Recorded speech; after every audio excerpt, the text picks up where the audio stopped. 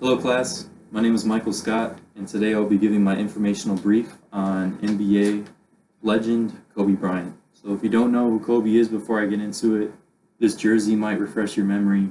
He played for the Los Angeles Lakers, and yeah, he's one of my favorite players, so I'm just going to give an informational brief. So Kobe Bryant was born on August 23rd, 1978 in Philadelphia, Pennsylvania. His father was in the NBA. His name was Joe Jellybean Bryant, who played with the Philadelphia 76ers. So in 1984, about when Kobe was 6 years old, his father moved the family to Italy, where his father began playing in the Italian league. Kobe started to play a little bit of soccer and a little bit of basketball over there, but he was still really young.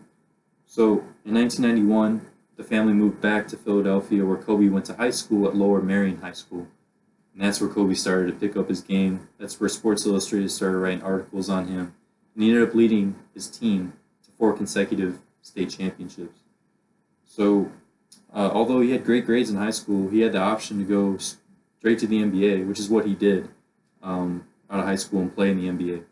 So he was drafted in the first round, 13th overall, by the Charlotte Hornets, where he was immediately traded to the Los Angeles Lakers. So the Charlotte Hornets ended up regretting that in the long run, but anyways, Kobe ended up playing 20 seasons with the Lakers. In his second season, he got elected to be a starter in the All-Star game, being only 19 years old, which is the youngest player ever to be a starter in the All-Star game. A little bit later, he paired up with Shaquille O'Neal, which is one of the greatest centers of all time. Big man, 7'4", I think. Big guy. But anyways, they ended up being the dynamic duo, and they ended up winning 3 consecutive championships amidst a ton of scrutiny and a bunch of kind of interior turmoil that was like going on between them. It was a huge feud back in the day, but they ended up winning 3 championships out of it. And anyways, Shaq left in 2004, where Kobe was basically on his own. That's what the world thought. He didn't have the big man with him. So in 2006, Kobe Bryant ended up pulling off a great scoring performance against the Toronto Raptors, where he ended up scoring 81 points, which is the second highest scoring performance in NBA history, and behind Wilt Chamberlain's 100-point game. So that's quite a big feat. So in 2008, Kobe was awarded NBA's Most Valuable Player, which was his only one out of his 20-year career. And he ended up leading his team to the NBA Finals, where they ultimately lost to the Boston Celtics.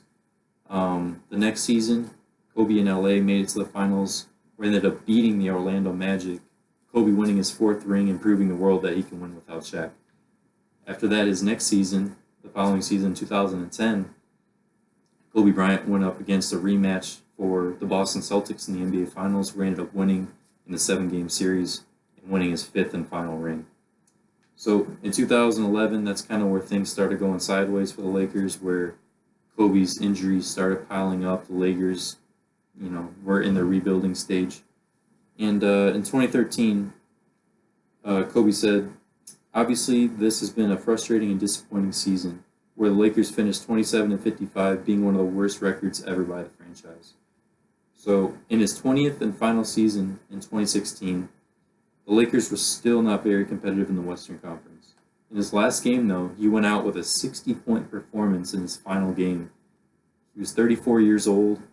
He was injured. He was beat up after 20 seasons and ended up scoring 60 points. So it's quite a great feat. Kobe said, "This season is all I have left to give. My heart can take the pounding. My mind can handle the grind. But my body knows it's time to say goodbye."